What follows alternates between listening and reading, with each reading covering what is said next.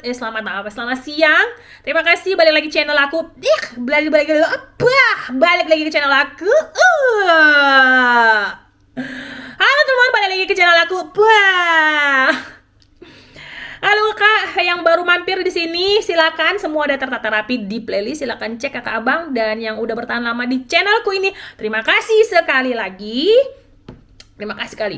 Nah, terakhir komentar yang aku dapat adalah kalau bisa anaknya diajak interaksi dengan penonton dengan berbahasa daerah, berbahasa Indonesia dan bahasa daerahnya, kayak channel-channel yang lain. Kakak, abang, mereka tidak berkontribusi di channelku atau di hidupku. Jadi apapun yang mereka lakukan, channel-channel yang lain mereka lakukan, mereka punya passion dan kualitinya masing-masing. Dan aku juga tersebut sama gitu. Jadi respect to respect ya kakak, abang. Kalau yang lain channelnya, passionnya di sini, kita hanya belajar ngehargain. Aku nggak kenal orangnya, tapi sama-sama buat channel.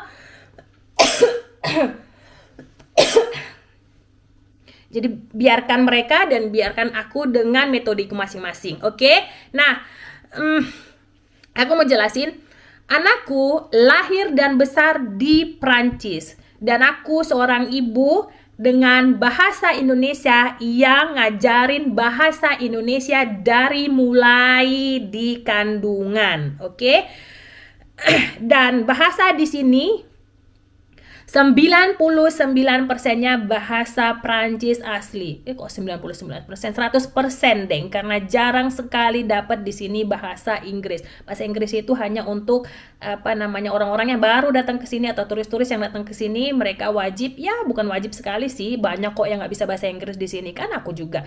Maksudnya bahasa Inggris ini kebanyakan yang aku dengar ada di Paris. Kalau turis-turis dari luar datang ke Paris gitu, entah objek wisata, mereka ya bahasa-bahasa yang bukan terlalu baku kali bahasa Inggrisnya, tapi setidaknya mereka bisa, maksudnya bisa bisa mengerti satu sama lain, nggak gitu kan. Oke. Anak-anakku lahir besar di Prancis. Bahasa yang digunakan 99% Prancis. Dan mamanya 1% bahasa Indonesia. Kenapa aku bilang 1%? Karena menghadapin mamanya hanya satu orang yang berbahasa Indonesia dan kelilingnya bahasa Prancis. Dia dalam kelas juga bahasa Prancis, orang-orang lingkungannya bahasa Prancis. Jadi otomatis bahasa mamanya, bahasa ibunya akan kalah dengan bahasa bapaknya. Begitu juga sebaliknya. Contoh ya kakak, abang. Tahu channelnya tahu channelnya Bang Indra Sasak? Oke. Istrinya warga negara Prancis.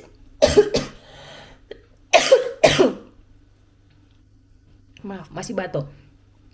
Bapaknya asli warga negara Indonesia. Kalau anak-anaknya dari kecil sampai besar pun berbahasa Indonesia, berbahasa Prancis sama ibunya dan tinggal masih di Indonesia, bahasa ibunya akan kalah. Kalian lihat sendiri nanti, karena lingkungan sekolahnya nanti, kalau sekolahnya di Indonesia, semuanya akan berbahasa Lombok mungkin atau bahasa Indonesia, dan anaknya akan terbiasa bahasa bapaknya. Kalau sama ibunya, mamanya sekalipun, setidaknya mamanya kan ngajarin tuh dari kecil, dari kandungan bahasa Prancis, mereka pasti ngerti apa yang diomongkan mamanya, tapi kebanyakan jawabannya pasti bahasa Indonesia atau bahasa Lombok sekalipun gak apa-apa asal anaknya mengerti. Dan ini observasiku langsung aku sendiri. Aku ngajarin anakku bahasa Indonesia dari mulai kandungan.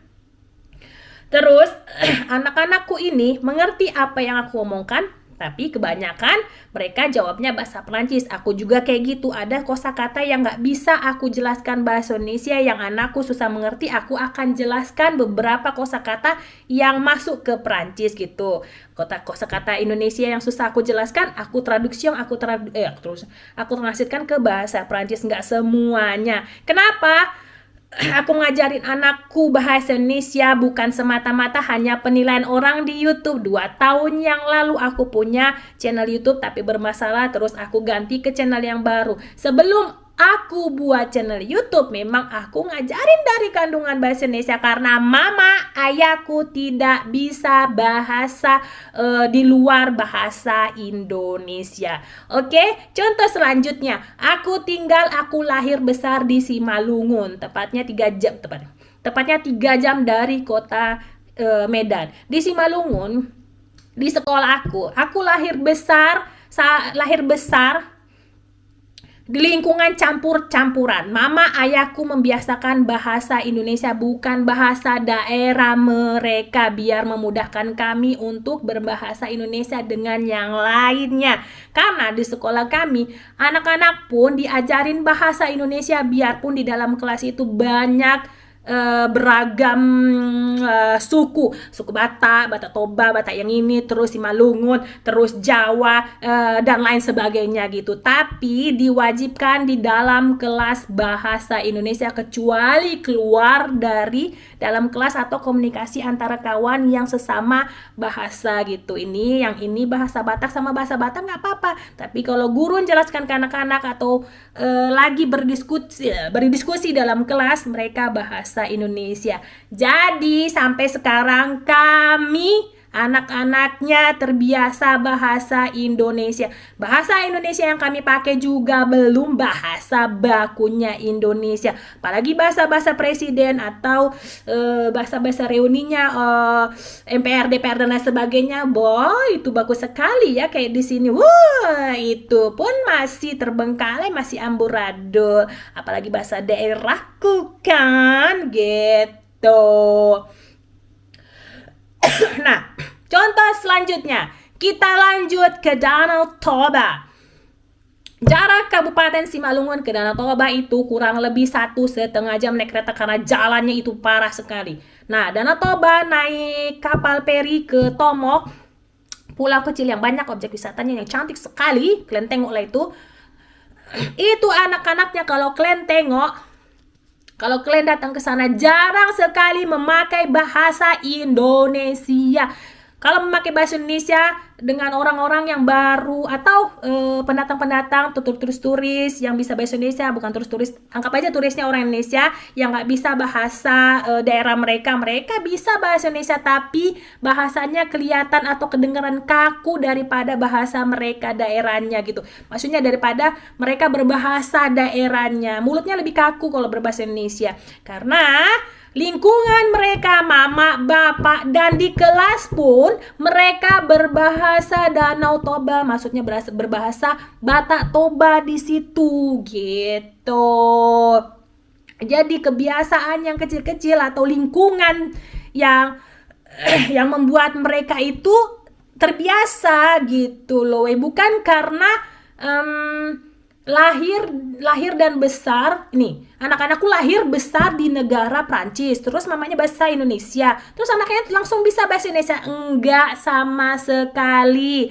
Anak-anak yang bisa bahasa Indonesia, maksud aku anak-anak warga negara Indonesia dengan warga negara asing, bule rata-rata, mau bulenya perempuan atau bulenya laki-laki, itu kemungkinan anak-anak yang udah super luar biasa bahasa Indonesia dan bahasa daerah mamanya atau bapaknya yang Indonesia, kemungkinan pernah tinggal lama di Indonesia atau jadwalnya sering pulang ke Indonesia 2 atau 3 bulan, atau pernah sekolah dalam jangka lebih dari 3 bulan, 4 bulan di Indonesia. Terus kalau anak-anaknya bisa bahasa daerah mama atau bapaknya, aku pastikan lingkungannya atau di kelasnya atau kemanapun dia yang ia dengar, yang ia praktekkan, yang mereka praktekkan sebagai anak-anak bahasa daerah mamanya, nah itulah yang menjadi kebiasaan mereka. Makanya anak-anak tersebut bisa bahasa daerah mamanya atau bapaknya gitu, kakak abang. Bukan karena anakku gak bisa ini itu. Oh tidak, sama sekali. Aku gak membela anakku. Aku adalah salah satu seorang ibu.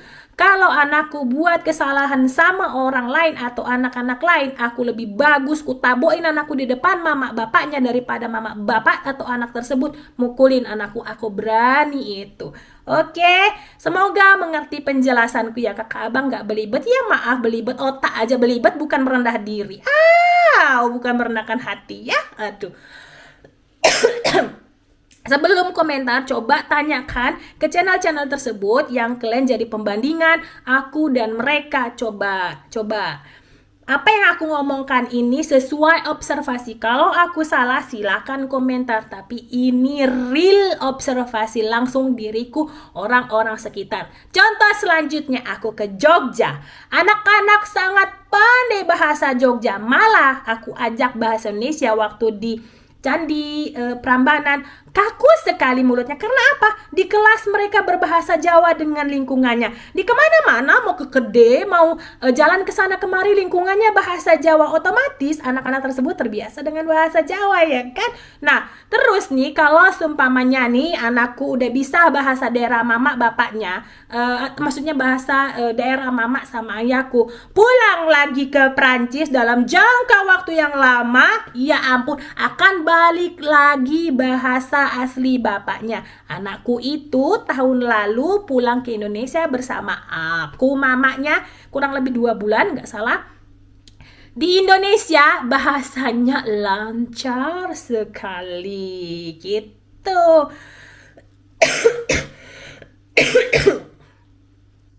Bahasanya lancar, pulang kemari lagi ternyata bahasa yang lancar itu, bahasa Indonesia yang lancar, hilang gitu aja, kembali ke bahasa asli bapaknya, bahasa Prancis. Oke, hanya 2 bulan. Ya ampun, di sini dari tahun lalu sampai sekarang udah setahun. Ya ampun, cepet ya waktu ya.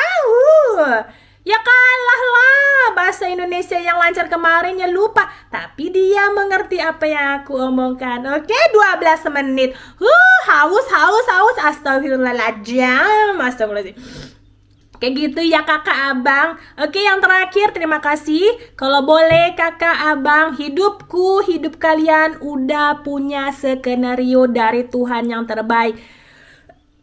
Jangan kalian lihat di depan sosial media, semua bisa disetting, semua bisa ditulis sesuai bahan objek yang akan diomongkan di sini. Semua bisa tertata rapi ya, buang gitu kan. Tapi ingat, skenario kita sama-sama satu sama lain sudah di skenario Tuhan jauh lebih baik. Oke, selanjutnya aku pernah baca di kutipan, jangan pernah bandingkan hidupku dengan orang lain, karena matahari dan bulan akan bersinar pada waktunya. Oke,